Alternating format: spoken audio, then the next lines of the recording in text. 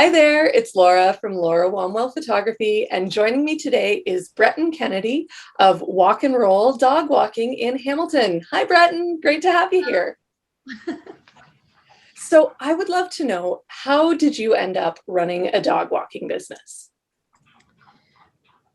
So basically what had happened, I was a dog walker in Toronto in my early 20s. I worked for a company there called City Dogs on the Go. They don't exist anymore. Basically we were picking up mostly Yorkies, small dogs in the condos and lofts. And I did that for about 3 years. From there, I segued into corporate events for a decade. So very, very different industries. I got pregnant and I decided that I didn't want to be in Toronto anymore. I moved to Hamilton. Obviously the housing, all of that's much more affordable. So after I had my son, I was sort of weighing the pros and cons of my life. And I didn't want to do 14, 16-hour days working for a corporation. And I remembered my experience dog walking. And I noticed that no one was really, there weren't very many companies here doing it. So I thought I would do it, try it out. I did not expect the success that we've had. We went from, I remember February 2019 when I opened the business, I had 2 clients. We went from that to about 47 clients in a year. So it was a huge, huge success. So I kept it going. Wow, that is a huge jump. So what sort of thing does Walk and Roll specialize in? So originally we were just doing, your traditional city pack walks. It was really just about the group walks, getting dogs out for socialization. I'd say 99% of our clients were commuters. So they were, away from their home for a really, really long time. But since the pandemic, about a year ago, I launched the adventure hikes. And that's really our cornerstone now. Everybody wants that. Their dogs are gone for half the day. A lot of them are working from home, so it's like a blessing. They're like, please take my dog. So it's been, that's really largely been our business model, has been the city walks and the hikes now. Nice. So talk me through an adventure hike. What would that be for your dog? Okay, so today actually we had an awesome one. I posted a video on Instagram. We went over to Falkers Falls, which is sort of in the Stony Creek region. The dogs got to hike the Bruce Trail. They got pretty hot, so we opted to go swimming on the top of a waterfall. So I've got, 6 dogs swimming in a waterfall, cooling down. So basically, they're on the trail for about 2 to 2.5 hours. It's great in the summer because it's so hot in the city, and obviously the trees in the water is great for them. So they come home exhausted. The owners are so happy. Yeah. Wow. So are all of your walks group walks, or do you also offer one-on-one walks? We do offer some one-on-ones, but most of our walks are group. A lot of our clients, they've had dogs with reactionary issues, or, that they couldn't be in a group. And I love working with those dogs to get them into a group, because it's so important for a dog to have other dogs in their life, right? So the end goal is always to get the dogs into a group setting. Nice. And what are some of your favorite things to help both the owners and the dogs out with inside of your business? Like, what do I help them with? So I'd say that at least 70% of our dog clients are rescues. So all of them come with their unique quirks, and some of them have some issues. I'm not a dog trainer, but I have had rescues my whole life. So, and I've worked with a behavioral trainer with my own dogs. So implementing that through exposure, positive reinforcement, we've had a lot of behaviors turn around where dogs can be around people or other dogs or whatever. With a lot of patience and time, we were able to sort of help those dogs come out of that, which is really rewarding for us. Wonderful. And what's something that you wish that folks knew about your industry that they might not? That it's a serious industry and it's a serious job. A lot of people, a lot of people work in this industry that aren't, insured, that aren't experienced necessarily, and they're just sort of picking it up. But for me, like, I do a lot of work learning about dog behavior, working with dogs, and you have to really understand, you know, the social cues from a dog, so that maybe they're about to bite, you know, they're very scared. Like, you need to have this knowledge. So it's yeah, it is a serious industry, and I do take it very seriously what I do. Mind you, it's very playful, but yeah, just that it is a lot of work, and we try our best to make every experience really amazing for the dogs. So, with so many families bringing new pets into their homes over this past year, one thing that I keep hearing over and over again is how important it is to, even if you're not back at work yet, start getting your dog socialized, start getting your dog used to other people and used to, you know, what's going to be a new normal for them. So, have you seen folks starting to reach out for that? Yeah, I'd say that we've acquired probably about a dozen new clients. I call them the COVID dogs. You know, they've adopted the dogs during COVID, and they haven't really been able to introduce them to their friends and family, other dogs. For a time, the dog parks were closed in our city, so they couldn't even do that. And these dogs tend to be very, very nervous of people, other dogs. So, yeah, it's important to start when they're young, right? So that this doesn't become a lifelong issue for them. It really enriches a dog's life, obviously, to get out there with other dogs, their pack animals, right? So starting now is really important before going back to work and adding stress to your dog's life, right? Absolutely. So, what would you say are some of the benefits for folks who maybe haven't considered a walker? Again, most people are at home. So a lot of people just totally kind of are like, I don't need a dog walker right now. But again, if you don't get your dog out in social settings, you may run into issues when you may have to go back to the office, or when you want to go on a vacation one day when the borders are open again and you have to leave your dog. So, you know, these behaviors and these skills for dogs are really important to learn. So it's a huge benefit to get them out with a dog walker. So it's a different person, and of course, different dogs. Excellent. I know COVID has changed a lot of different business models. And I know you mentioned that you had opened in 2019, so you had some pre-COVID time. What are some changes you've had to make over the past year? I've totally remodeled my business for the most part. We were exclusively just city walks. And then I added the adventure hikes in 2020. And that's sort of it's been huge for us. We went from doing 1 a week to doing 4. We're adding a 5th. So yeah, that sort of saved us during COVID, to be honest with you. So, and you know, it saved a lot of our owners' sanity as well. So it was win-win for everybody. Yeah, COVID was really hard because we were shut down twice, but we came back.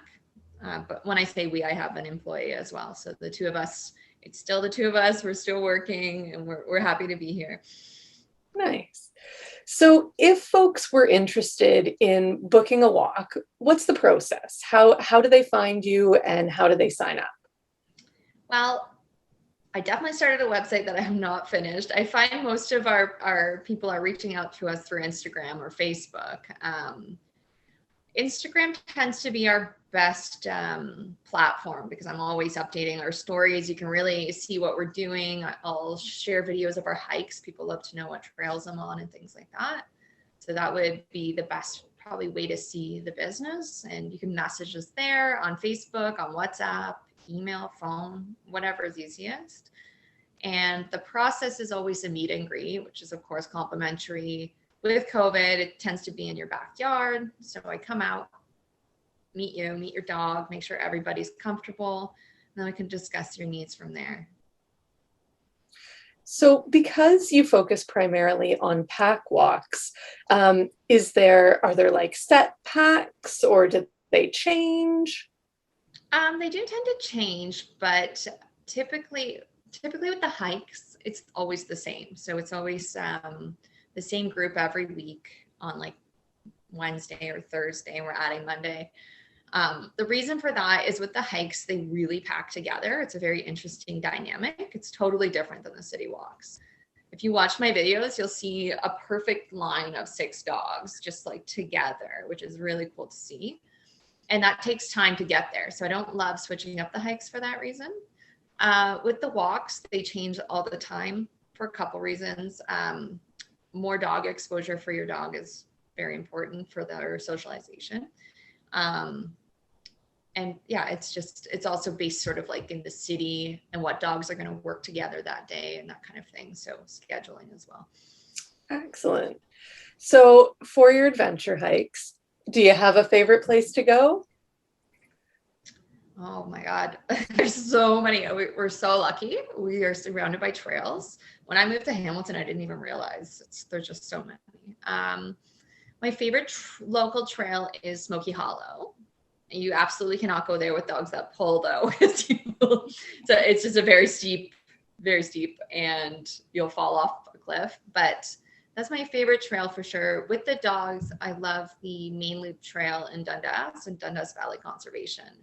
It's a massive wide trail with like creeks running through it, so the dogs can like run through the creek. I was there today as well, so that's a great option.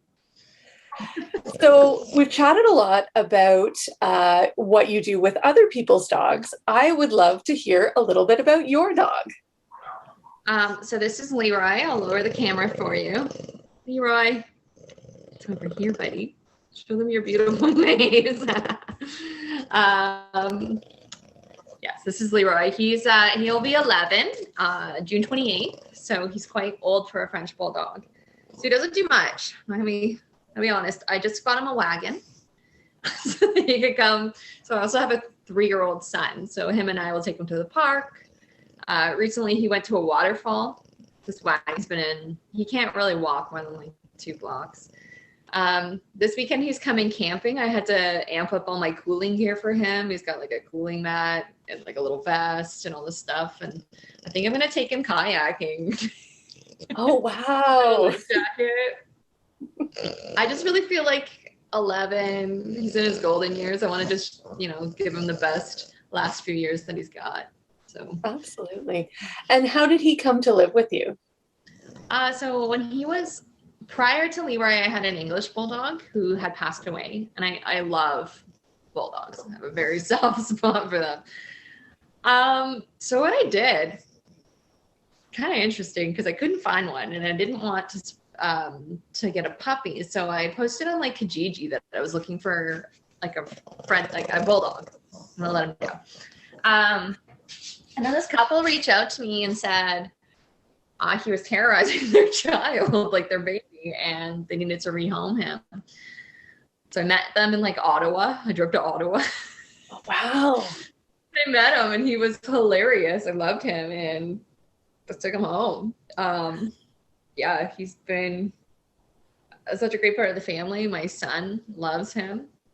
He does terrorize children, but he's a good boy. Yeah, he's a great dog. Yeah, and I will say, get pet insurance. For sure. So I know Leroy is a sassy senior now, but are there any favorite things that he likes to do in Hamilton or the area? He just wants to be involved. That's his life. That's his goal in his life, is to be as involved as possible. He loves seeing people. He loves I live in like a duplex, so there's a family upstairs. He just wants to sit outside with them on the hammock. So he doesn't really want to do exercise. He just really wants to be involved. Whatever you're doing, he needs to be doing it too. So great. So before we end off today, I have a few quick fire questions for you. All right. So, cat or dog? Dog. Favorite breed? I'm gonna say a Mastiff. Oh. What is Leroy's favorite treat? He's allergic to absolutely everything. So raw salmon. Wow, okay. Is Leroy full of beans, full of dreams, or full of something entirely different? Oh, he's totally full of beans. Yeah. And gas. Totally gas. Bulldogs, right? If a human actor were to play Leroy in a movie, who would play him? I'm going to say, oh my God. Oh, I can't remember the actor's name.